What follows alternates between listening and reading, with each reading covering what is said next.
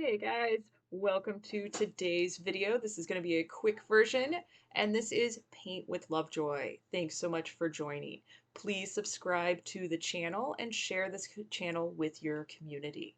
Like I said earlier, this is going to be a quick version, so if you prefer the full-length, non-time-lapsed version, check out my Patreon page and my Paint with Lovejoy website. If you want to further support Paint with Lovejoy, please do. It all helps. And for more in-depth courses, check out Alright paintwithlovejoy.com. guys, this is a super fun painting for my first time painters. There is no traceable for this one.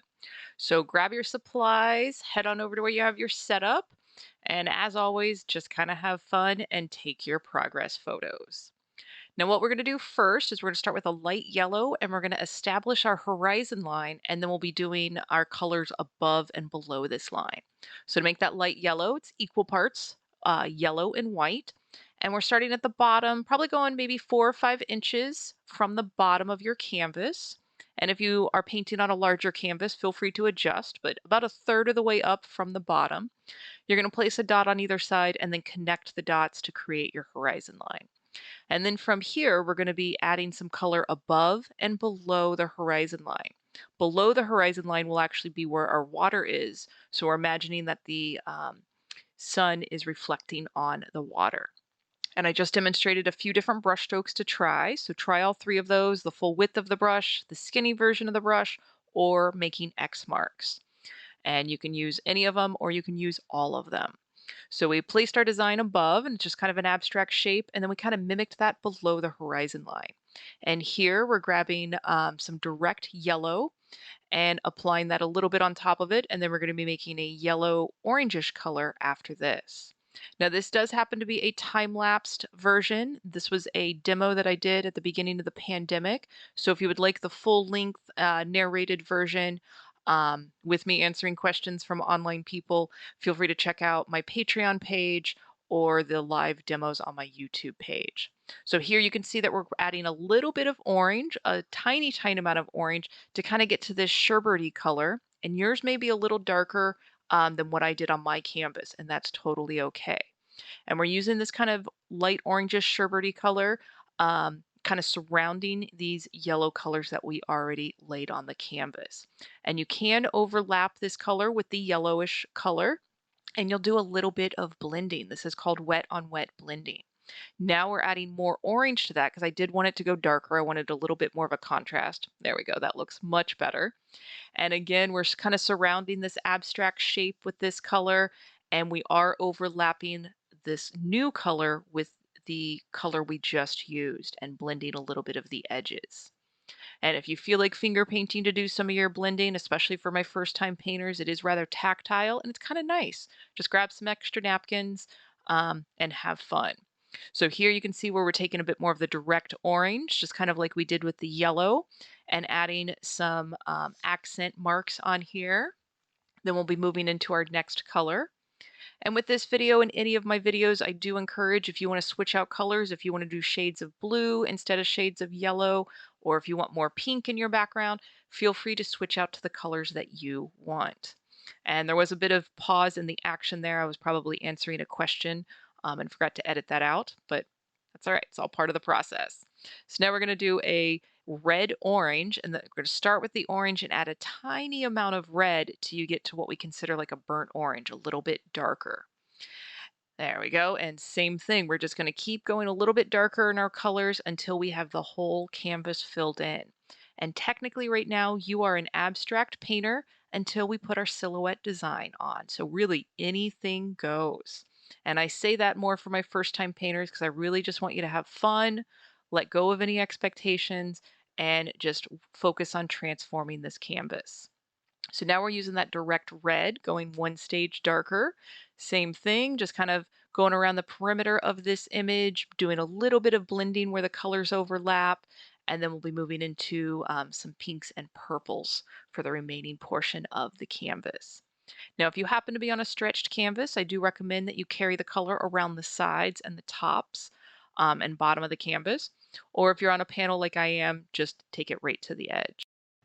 All right, so a good spot to pause the video, take your progress photo. You're going to clean your brush really good, And we're going to pull some of that purple out and add a little bit of red to it. So going for a red purple.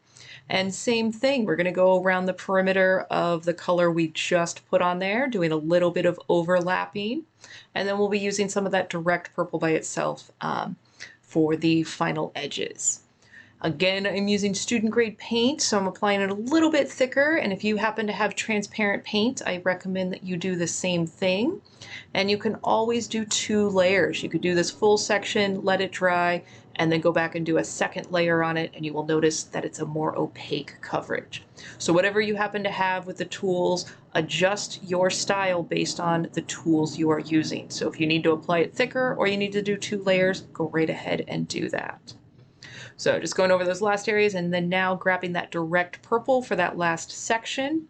And like I said earlier, if you wanted more purple in your sky, feel free to add more purple. If you wanted different colors, feel free to do that. You're still an abstract painter right now. And in our next step, we'll be putting the water line, we'll be putting the horizon line on again, the water lines, and then we'll be drawing our dolphin. All right, you guys are doing great. Remember to breathe. So do everything that you want to your background now while the paint is wet. So I am going back to a little bit of that yellow orange, but you do anything that you need to do to your background now while that paint is still wet. Or if you need to do that second layer for more opaque coverage, just pause the video, do everything that you need to do, and then pick up the video at our next step in a moment when we'll be switching colors to blue. I'm really proud of you guys for taking time out of your day and painting and getting creative and hanging out with me for a little bit. It is more important the process of painting rather than what your outcome is going to be. Because each time that you paint, you're going to take your skills from the prior painting into your next painting. So you're constantly building your skills. So another place, pause that video, let your background dry. We're going to move into blue paint, straight blue paint. And we're going to put our horizon line on there just like we did at the very beginning of the video. We're going to place a little dot about 4 or 5 inches from the bottom, about 1/3 of the way from the bottom on the left-hand side. Same thing on the right-hand side, and then connect the dots. And then from here, what we're going to do is we're going to be making ripple lines from this horizon line towards the bottom of the canvas. And what you're going to do is kind of hold the brush perpendicular. We're going to grab the blue paint, hold the brush perpendicular to the canvas, and we're going to make these straight lines across. We're not going to connect all the lines, and we're also going to allow the colors to kind of shine through underneath. And this gives that nice illusion that these are ripples in the water.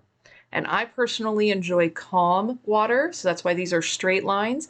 If you'd like a little more movement in your water, you can have some wiggle lines, or kind of going back to kindergarten doing those wave lines that we used to do.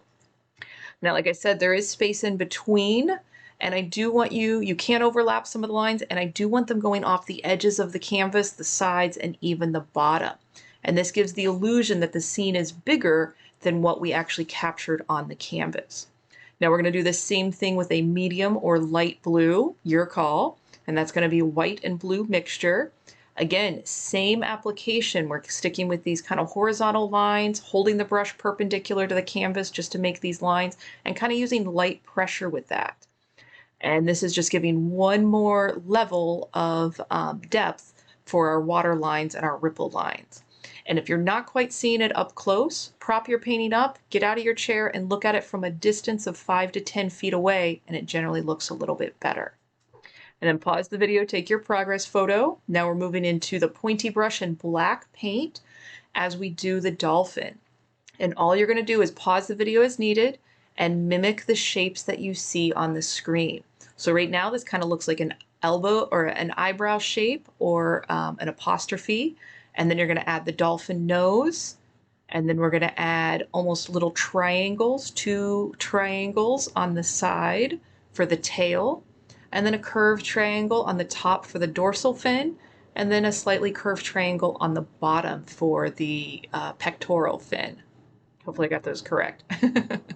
And again, pause the video and just observe what you see. If you need to, you can practice this on a sheet of paper before you go to your painting. And while you're doing this, play with the pressure of your brush. Light pressure will create a bit of a skinnier line. A little more pressure is going to create a wider line. And if you're finding that your brush is shaky as you do this, that means you're holding your breath. So exhale as you touch the brush to the canvas, and that will be of benefit to your process. Then you're going to fill in that silhouette design. And then we're going to take a little of those reflecting lines, because the dolphin would be reflecting on the water as it's jumping out, and just doing a few of those lines basically below the silhouette like you're seeing on screen. And then we're going to add a little island to the left-hand side of the horizon line with a little palm tree. First we're going to do a little bit of white lines, and just add that. If you do that now or if you do it a little bit later, doesn't matter. And then we're going to put a little sun in there, and then we're going to go back to the black paint. I apologize, I got a little out of order in my narration. All right. Again, you are strengthening your power of observation, whether you followed in time with the video or you're doing your own thing, but just observe what you see and mimic that to the best of your ability. That's kind of basically what art is mimicking and interpreting what you see.